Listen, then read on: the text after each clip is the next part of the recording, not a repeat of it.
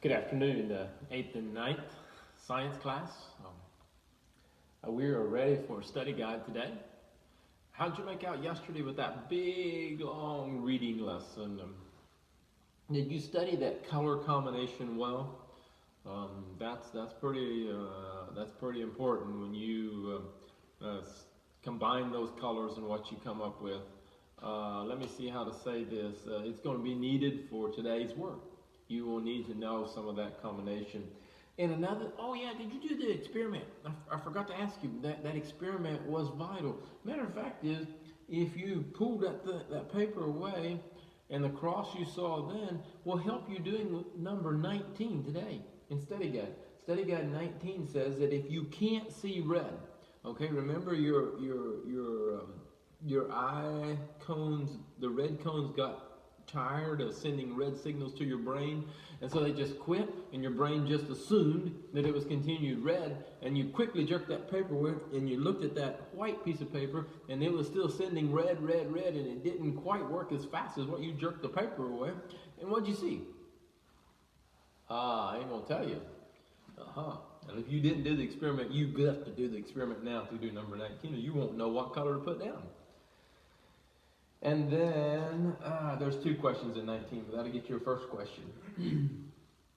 I want to tell you, it's important that you understand reflection and refraction. Okay? Those two words are similar, but it's still important you understand the differences. So look at your diagrams to understand the differences. Let's see, you need to know that Roy G. Biv, those colors. And so, say for instance, to help you with number 6 in the study guide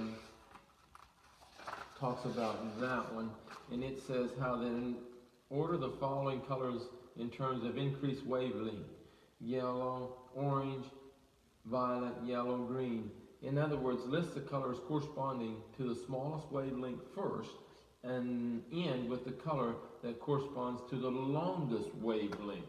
So the shortest one first and the longest one. So you just use your Roy G. Biv. Let me see here.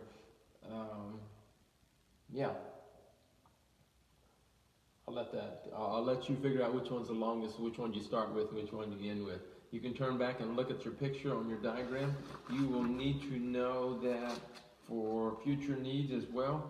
That diagram on 372 is extremely important. Look at your wavelength at the top. It's the spectromagnetic spectrum, the electromagnetic spectrum, if I say the words right. And it shows you which one can be seen with the visible eye and which one can't be. It's which one's the longest to the shortest. And so you know the shortest is gamma rays, the longest is radio waves, and everything else falls in between there. Most of them you can't see, only a small portion of visible light. What else do you need to know for study guide? If you get stuck on one, I'll help you out. The colors of the rainbow. Oh yeah, I need to talk to you. I think that is a question. I'm not sure which number it is, but I need to talk to you about a rainbow. For you to see a rainbow, the sun has to be behind you, and it has to be at the correct, shining at the correct angle. You hardly ever will see a rainbow in the middle of the day.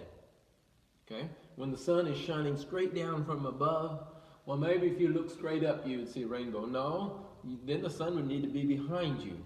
Okay? So get this picture. For you to see a rainbow out there, the light has to shine in there and then reflect back to you. Got it? The sun is behind you, shining into the rain, reflecting, and it comes back. The light comes back. And then the light that's coming back when you see the rainbow and the colors. That seems almost confusing. You'd almost think the sun need to be on the other side of the light and shining back. No. I think that's about it.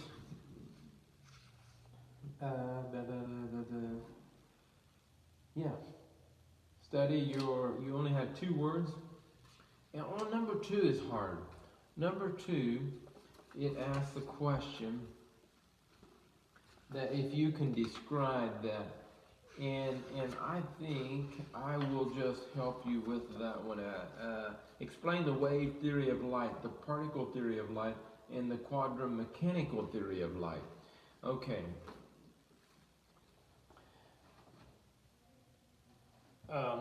The wave theory of light has you look at your picture. The best thing, there we go. Pictures say more than words sometimes. So you have the wave theory of light is found on page 368. It's the very first of the lesson,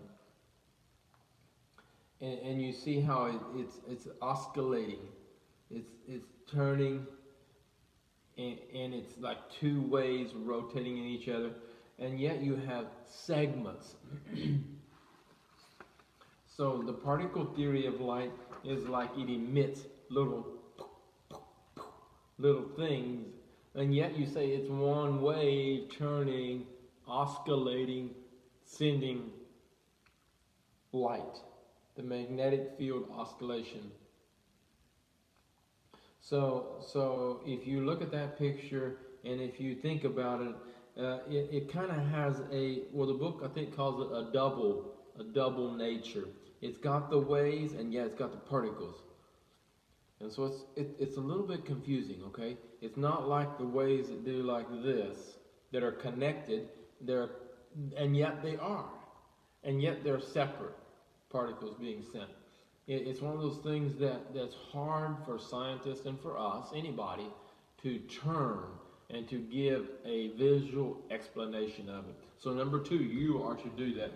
You're to write that out. It has both a wave. The quantum mechanical theory says that light is both a particle and a wave.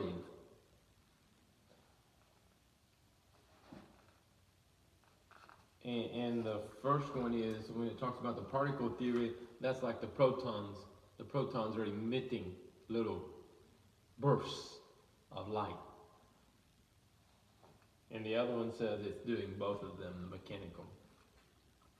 Yeah, I'll let you go and prepare for test on Monday. I'll try to have that test out for you this weekend.